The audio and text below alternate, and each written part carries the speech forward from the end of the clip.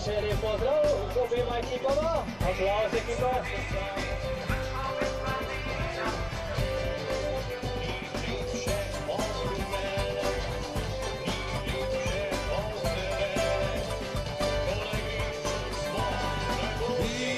Boštjan Lorbek, trener, Viktor Krnevski, pomočnik Željko Rehovac.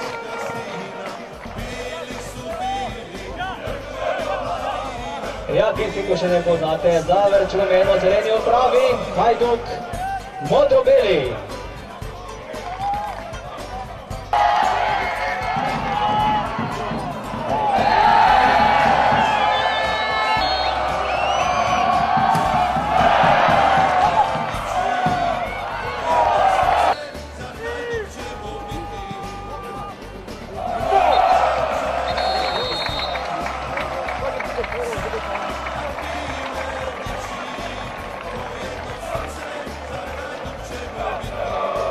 Ja, po izvajanju prostega strela, številka 18, Čarta Šmije, zadetek za Hajduk dosegel v 37 minuti, številko 5, Goran Milović.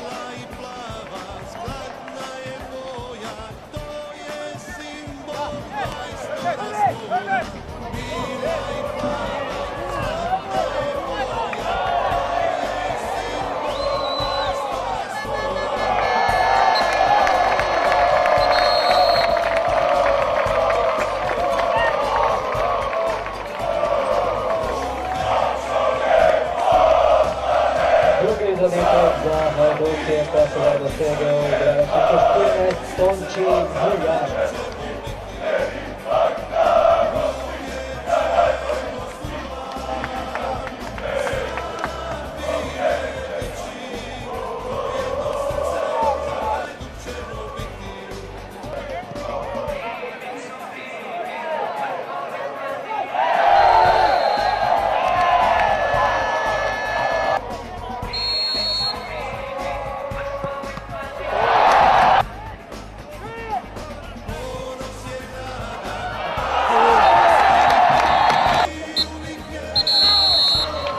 Ja, še enkrat čestitke ekipi Hajduka in pa seveda domače ekipi, še enkrat aplauz, pozdrav obema in pa seveda želimo bilo uspeha v prvenstvu.